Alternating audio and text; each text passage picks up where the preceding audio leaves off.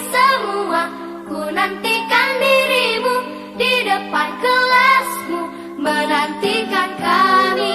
Guruku tersayang, guru tercinta, tanpamu apa jadinya aku. Selamat pagi anak-anak. Pagi, Bu. Apakah hari ini sehat-sehat semua? Sehat. Baik.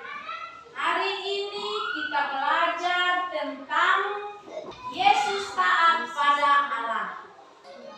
Anak-anak, sebelum kita melanjutkan pelajaran kita pada hari ini, maka mari kita mengawali kegiatan pembelajaran kita dengan doa. Ibu mengundang kita semua berdiri untuk kita berdoa. Dan teman kita Riani, silakan ke depan.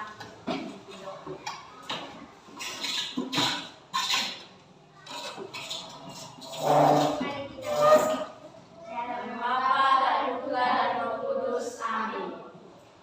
Tuhan, terima kasih karena Engkau telah menjaga kami dari rumah kami masing-masing hingga tiba di tempat ini dengan baik. Tiba di saat kami mau belajar, bukalah otak pikiran kami supaya kami pintar. Terima kasih Tuhan, haleluya, amin. Dalam nama Bapa dan Putra dan Roh Kudus. Amin. Oke, silakan duduk kembali.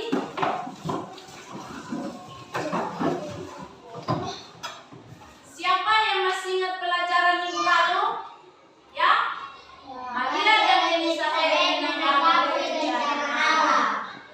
Jadi, kedua tokoh tersebut ya merupakan teladan bagi kita ya dalam menanggapi karya keselamatan dari Allah atau menanggapi berbagai rencana Allah yang terjadi dalam hidup kita sehari-hari.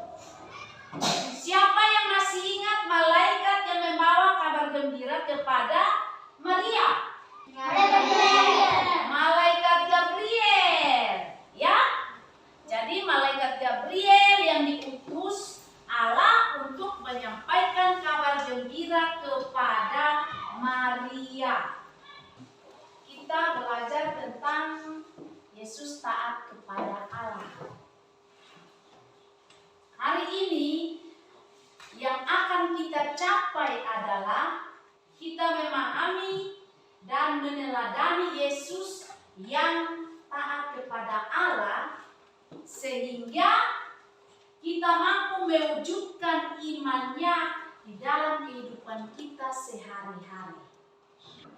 Nah, ada juga yang harus kita capai, yaitu kita hari ini mampu memahami ajaran-ajaran Yesus tentang ketaatan kepada Allah. Anak-anakku yang terkasih, melanjutkan pelajaran kita, maka kita mendalami kisah pengalaman hidup yang kita buat dalam sebuah permainan. Ya, apakah anak-anak sudah siap? Sudah siap? Sudah. Oke, kita ice breaking dulu. 1, 2, 3. Di sini teman, di sana teman, di mana-mana kita berteman. Tak ada musuh, tak ada lawan, semuanya saling menyayangi. Tidak ejek-ejekan, tidak pukul-pukulan, saling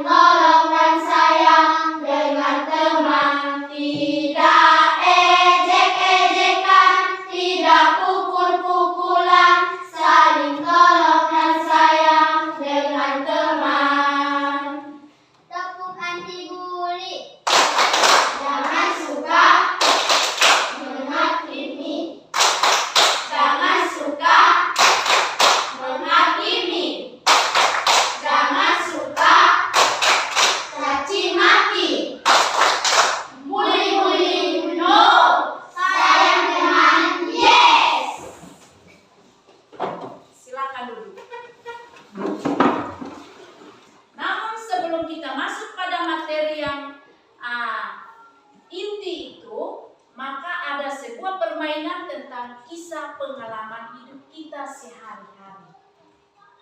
Sudah siapkah? Sudah. Anak-anak sudah siap? Sudah. Oke. Silakan. Tak bisa baca tulis, mengerti banyak hal. Guruku, terima kasihku. Nyatanya diriku kadang buatmu marah, namun segala maaf kau berikan.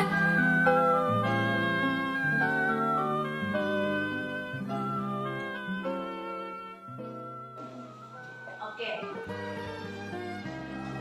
Coba masing-masing ketua kelompok melaporkan bagaimana caranya dan kira-kira dari ketiga bahan itu kamu memasukkan terlebih dahulu yang mana? Dari kelompok 1.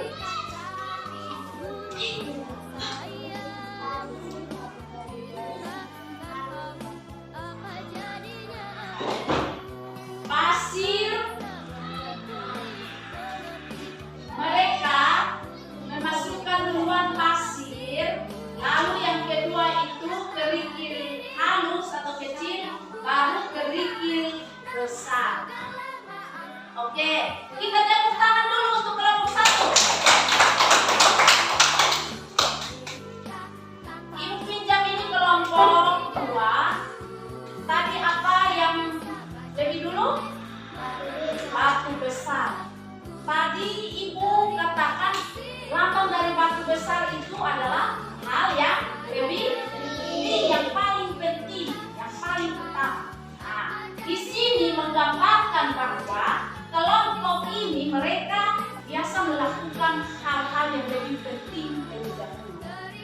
Mereka lebih mementingkan hal-hal yang penting ketimbang hal-hal yang tidak penting atau kurang penting.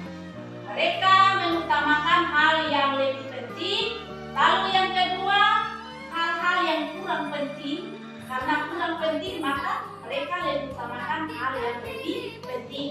Lalu yang ketiga hal yang tidak penting. Nah, oke, jadi dari kegiatan kalian di setiap kelompok itu menggambarkan tentang hal-hal yang penting, yang kurang penting, dan sama sekali tidak penting.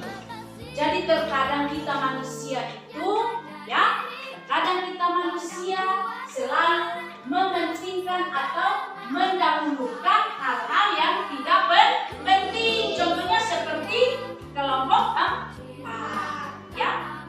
Nah, hal-hal yang tidak penting seperti setiap hari kami lakukan itu apa? Misalkan main game lama-lama, ya toh, terlalu lama.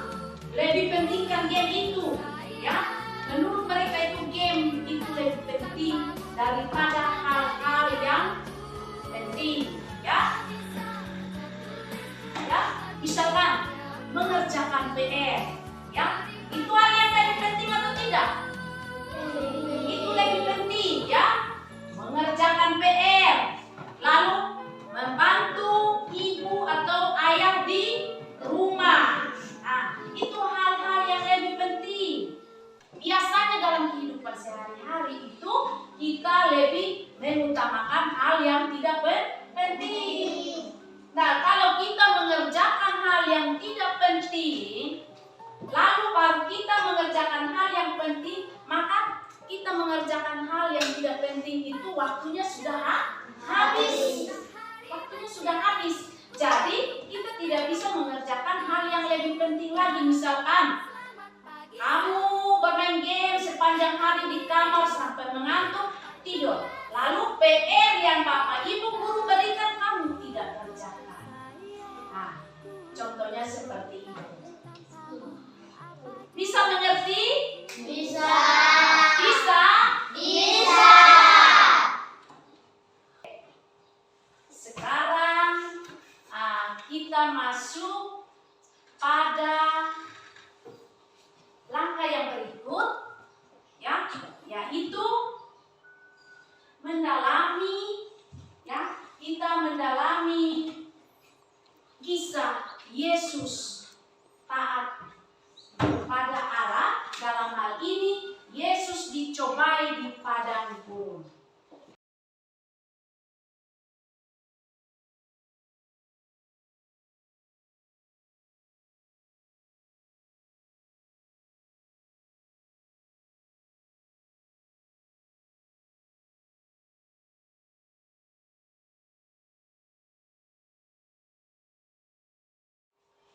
Oke anak-anak, apakah kalian sudah menonton video singkat? Sudah. Sekarang kita mendalami kisah dalam kitab suci tentang Yesus dicobai iblis. Ya, kita membuat suatu permainan. Permainan ini dalam bentuk kuis, ya, dalam bentuk kuis. Dari kisah pencobaan tentang Yesus di padang gurun, kira-kira di manakah Yesus berpuasa? Kelompok keempat. Ayo, kelompok keempat, silakan mencari jawabannya di sini. Di mana? Di padang gurun. Di padang gurun, ya, di padang gurun. Silakan dulu kita berikan tentang kepada kelompok keempat. Baik, terima kasih ya. Sekarang kita lanjut pada pertanyaan berikutnya dan siapa yang tahu langsung angkat tangan dan keluar ke depan, maju ke depan untuk cari jawabannya.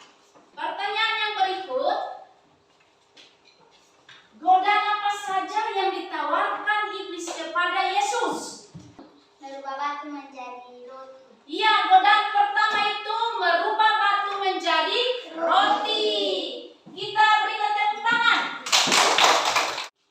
Dari kisah pencobaan Yesus di padang gurun, ya.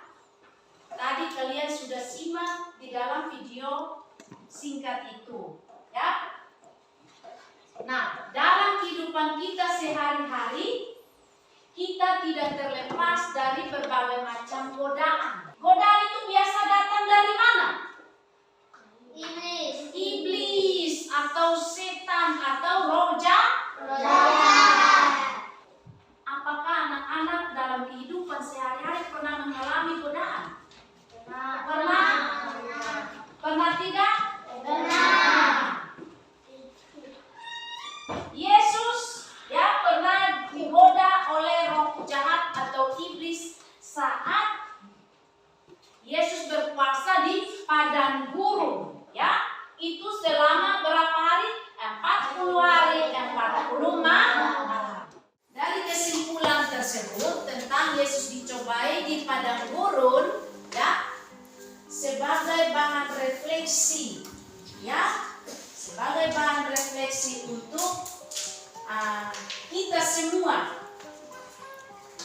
Apakah saya sudah banyak melakukan hal-hal yang lebih penting? Apakah saya di rumah lebih mementingkan hal-hal yang penting ketimbang hal-hal yang kurang penting atau hal-hal yang sama sekali tidak penting? Apakah saya sudah sering berdoa? Apakah setiap kali saya mau mengawali kegiatan dan menuju kegiatan itu saya berdoa?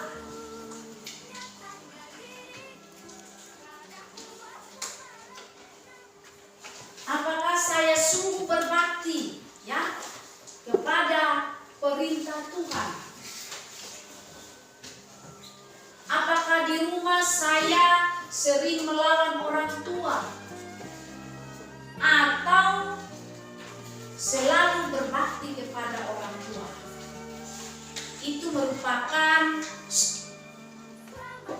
hal refleksi untuk kita semua tentang godaan-godaan atau hambatan-hambatan yang sering kita hadapi dalam kehidupan kita sehari-hari.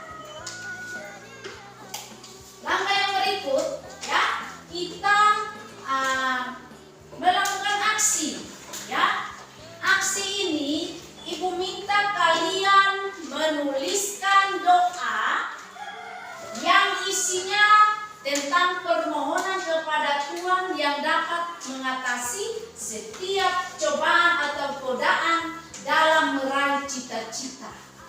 Jadi doa itu kamu tulis di dalam kertas, lalu kamu hias yang bagus, ya. Doa itu tentang permohonan kepada Tuhan untuk mengatasi mengatasi segala macam godaan dalam meraih cita-cita. Baik, pelajaran kita cukup sampai di sini. Mari kita menutup pelajaran kita dengan doa. Kita sebelum berdoa, kita menyanyikan salah satu lagu Selamat Siang Tuhan. Ayo kita semua berdiri.